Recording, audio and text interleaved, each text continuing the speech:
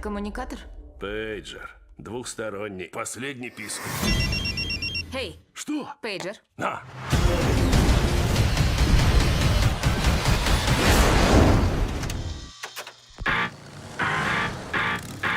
Grunge is a good look for you. Did you have a rough day, Agent Fury? I'm gonna need clarification on this space invasion. Skrulls are infiltrating your planet. They're shapeshifters. Okay, prove you're not a Skrull. That's a photon blast. And? A Skrull cannot do that. I'm just supposed to take your word for that.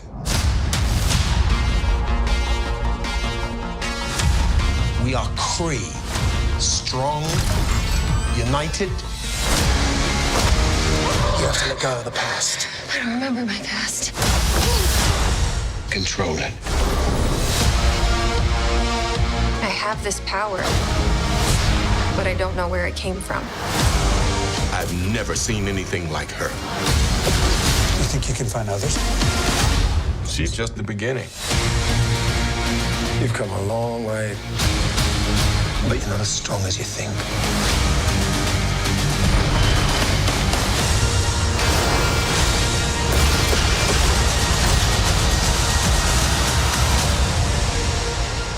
What is this? The SHIELD logo. Does announcing your identity on clothing help with the covert part of your job? Said the space soldier who was wearing a rubber suit.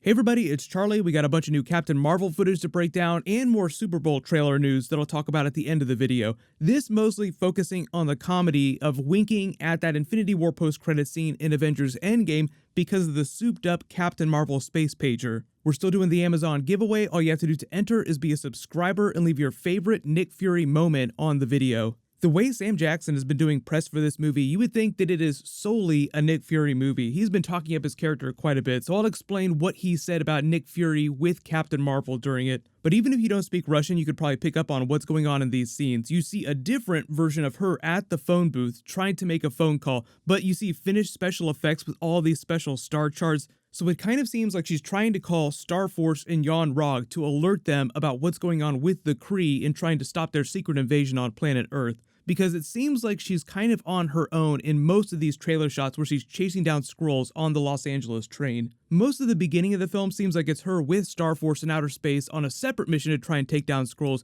so whatever they learn during these scenes is probably some special reason for her to go off by herself back to planet Earth to try and chase them down. Maybe they learn about the secret invasion and she goes to investigate. The weird thing though is that you would think that Yon-Rogg would not want her to go back to planet Earth because she might find out that the Kree have been lying to her this whole time and they've been trying to keep this up because she's so powerful and they want her as an asset in their war with the Skrulls. There's a couple funny scenes of them with the pager, with him fumbling with it and her just saying, "Give me the pager," so we can get going. You look at her costume and you can tell this is when they're inside that special SHIELD base where they've been looking at all the records. And if you can't tell, yes, this is the exact same pager as the souped-up space pager in the Infinity War post-credit scene. It's just that it's just a regular Motorola pager that he's using for SHIELD government business during the course of the movie. So it just seems like it becomes a running gag through the film. Like, he has one for SHIELD business, just like any normal special agent would. They keep whipping it out during different parts of the film throughout just to communicate first with SHIELD superiors like the Secret Skrulls. Then once he finds out what's going on with that, he uses it to communicate with Carol Danvers to coordinate their plans for getting rid of all the Skrulls and the Kree when she gets wise to her true backstory. Then they probably don't upgrade it to the super spaced up pager that you see in the Infinity War post-credit scene until the end of the film, when I assume just based on what Kevin Feige is saying, where she goes back into Kree-Skrull space to continue policing that part of the universe to ensure that the Kree-Skrull war doesn't flare up again and threaten the rest of the universe, or Earth in particular. Then they have some funny reference where Nick Fury makes a one-liner about him contacting her if shit ever goes down on planet Earth in case we ever need you in dire circumstances. And it becomes one of those moments where everybody in the theater points at the screen Family Guy style like, he said the thing, he's talking about the pager from that post-credit scene in Infinity War. Samuel L. Jackson was doing a bunch of interviews recently talking about what his relationship is like with Carol Danvers through most of the film, and it's mostly middle-aged Nick Fury working threat assessment for S.H.I.E.L.D. because Earth isn't really at the point where they're assessing threats from outer space. Like when he says threat assessment, it's mostly post-Cold War stuff. So he's mostly focused on other nations like Russia, China, the Middle East, North Korea, any typical problem areas that the US would be worried about during that era in history. He himself has been long discharged from the military. His prime military years were mostly during the height of the Cold War with the Soviet Union. So that's sort of where his brain's at after the fall of the Soviet Union. He's sitting at a desk and he's kind of like a soldier without a purpose anymore, like military vets that spend their whole lives just going from tour of duty to tour of duty back to back. Then they're forced to completely reacclimate to civilian life. And it's almost like they've lost their identity until they find some new purpose in life. Like, I'm not a military person. What am I supposed to do with myself? So Nick Fury is at the end of his rope. He's super despondent. He doesn't feel like he fits in with this new modern shield. He's got this brand new baby agent called Coulson who's fresh out of the academy. He's not sure what to do with. When all of a sudden he's getting ready to retire early just because he can't deal with the boredom anymore, when Carol Danvers literally falls into his life through a blockbuster ceiling. So the early film is him getting the whole spiel from Carol Danvers about the Kree-Skrull War and their secret invasion. And he's like, wait a minute, you're telling me that you, a human-looking woman, are an alien warrior from another planet, and you're telling me that these bad guys, the Skrulls, they can shapeshift to look like anybody.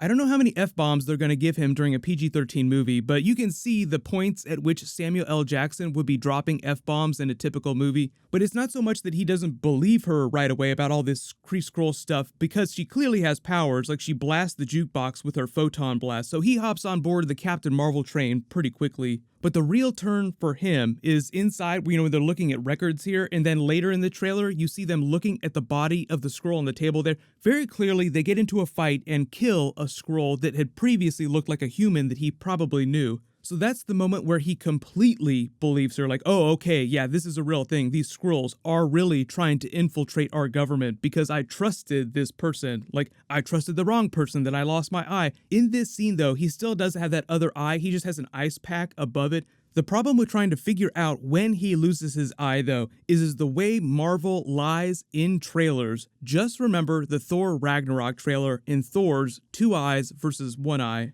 You see Thor on the Rainbow Bridge activating his full Thunder God powers, fully caffeinated Thor, and in all the trailers, he had 2 eyes. If you didn't see the behind the scenes for how they filmed those scenes, they just put dots around his eye, and when he lost it, they would just Photoshop it out later. So he would walk around on set with 2 eyes while they were filming all these. Probably how they did all the Nick Fury stuff too. Like, he always had 2 eyes walking around on set. It's just that, after he lost it, they put a bunch of dots around it and then removed it in Photoshop. Pretty safe odds that Nick Fury does not lose that eye in a big surprise attack when he trusts the wrong person till the big 3rd act climax. That's usually when the biggest stuff during the movie happens, when we'll probably see Captain Marvel go full binary for the first time. Then you have like that big final act battle with her in outer space just destroying all those ships with her full powers. Samuel L. Jackson also put some of these other trailer moments into context too. Like, he says that while he's talking to Carol Danvers and she's giving him the whole spiel about the Kree-Skrull War and her backstory, he notices a lot of weird things about her that don't make sense. Like when they're on the special skip jumper here that looks like a prototype for the future Avengers Quinjets, and she just automatically knows how to fly it. He's like, hey, wait a minute, you're telling me you've never flown this before, but yet you know exactly how to fly it. Something clearly is not right here, so he senses that she's not telling him everything about her backstory, or she herself doesn't know it. So a moment like this, for instance, is before she fully remembers her backstory.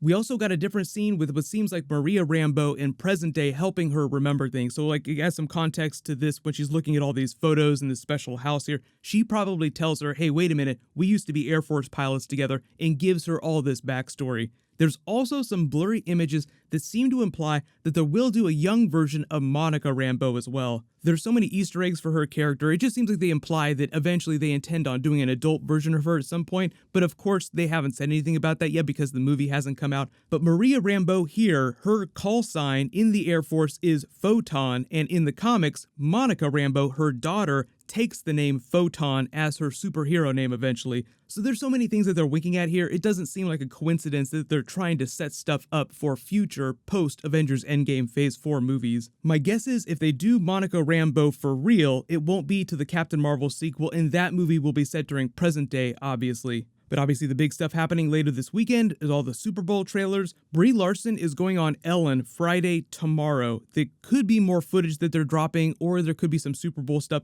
Disney bought a whole bunch of Super Bowl ads, so most likely trailers are Avengers Endgame, Captain Marvel, Toy Story 4, Frozen 2, and Aladdin. Obviously, I'll prioritize for any big Marvel trailers. Leave your requests in the comments below. There might be a Game of Thrones Season 8 trailer as well from HBO. Click here to learn about the new Batman movie and why Ben Affleck officially left the Batman role. And click here for my new Spider-Man Far From Home Sinister 6 trailer video. Thank you so much for watching. Everybody stay awesome. I'll see you guys tonight.